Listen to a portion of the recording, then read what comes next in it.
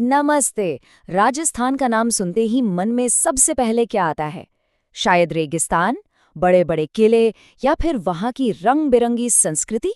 आज हम जानेंगे उन ऑफिशियल सिंबल्स के बारे में जो इस राज्य की असली पहचान है। ये सिर्फ कुछ निशान नहीं है, बल्कि ये राजस्थान की आत्मा की कहानी बताते हैं। तो इस सफर में हम 4 पड़ावों से गुजरेंगे। सबसे पहले हम यहाँ के खास जीव जंतुओं से मिलेंगे। फिर रेगिस्तान में खिलने वाले पेड़ पौधों को देखेंगे।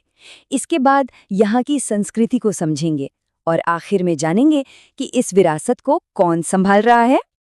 चलिए तो शुरुआत करते हैं राजस्थान के उन जीव जंतुओं से जो यहाँ की जंगली आत्मा की असली पहचान है। ये है गोडावण, जिसे द ग्रेट इंडियन बस्टर्ड भी कहते हैं। साल 1981 में इसे राजस्थान का राज्य पक्षी घोषित किया गया था। ये शर्मीला पक्षी अपनी शान और खूबसूरती के लिए बहुत मशहूर है। वैसे इसे प्यार से सोन चिड़िया और माल मोरदी जैसे नामों से भी पुकारा जाता है। ये दिखाता है कि ये स्थानीय संस्कृति में कितना रचा बसा हुआ है। पर एक बहुत बड़ी चिंता की बात है, इतना खास होने के बावजूद गोडावण आज विलुप्त होने के कगार पर है और इसी वजह से इसे बचाने के लिए कई बड़े कदम उठाने पड़े। इसे बचाने की कोशिशें सालों से चल रही हैं। इसकी शुरुआत 1980 में जयपुर में हुए एक इंटरनेशनल कॉन्फ्रेंस से हुई और 2013 में प्रोजेक्ट ग्रेट इंडियन बस्टर्ड जैसा एक बड़ा अभियान भी शुरू किया गया।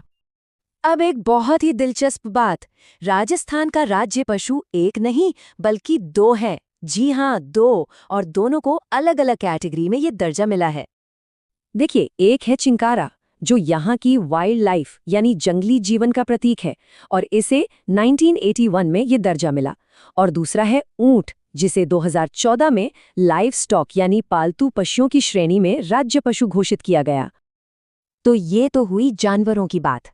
चलिए अब रेगिस्तान में हरियाली बिखेरने वाले पेड़ पौधों की तरफ चलते हैं। देखते हैं यहाँ की वनस्पति में क्या खास है। ये है खेजड़ी का पेड़। अब ये सिर्फ एक पेड़ नहीं है, बल्कि रेगिस्तान का जीवन है। इसे थार का कल्पवृक्ष भी कहते हैं।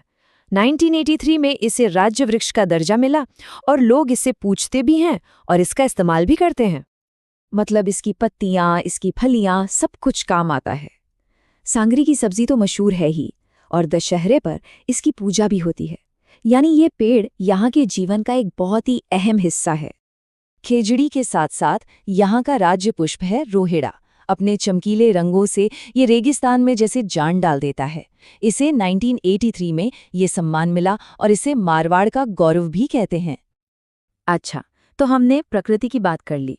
अब जरा राजस्थान की संस्कृति की तरफ चलते हैं और उन प्रतीकों को जानते हैं जो यहाँ की कला और विरासत की पहचान है। अरे वाह, यहाँ की संस्कृति की आत्मा तो इसके संगीत और नृत्य में बसती है। एक तरफ है दुनिया भर में मशहूर घूमर नृत्य, तो दूसरी तरफ है दिल को छू लेने वाला राज्य गीत केसरिया बालम। और अब एक हैरान करने वाली बात, क्या कोई अंदाजा लगा सकता है कि राजस्थान का राज्य खेल क्या है? ये है बास्केटबॉल। जी हाँ, बास्केटबॉल, जिसे आज़ादी के ठीक बाद 1948 में ही चुन लिया गया था। बास्केटबॉल यानी हर टीम में 5 खिलाड़ी जो मिलकर जीत के लिए जी जान लगा देते हैं। तो अब आखिर में एक नज़र उन संस्थानों पर डालते हैं जो राजस्थान की इस अनमोल विरासत को बचाने और समझने का काम कर रहे हैं। खासतौर पर जोधपुर और बीकानेर में कई बड़े बड़े वैज्ञानिक केंद्र हैं, जैसे कि 1959 में बना काजरी यानी CAZRI। ये संस्थान रेगिस्तान के इकोसिस्टम को समझने और उसे बेहतर बनाने पे काम करते हैं।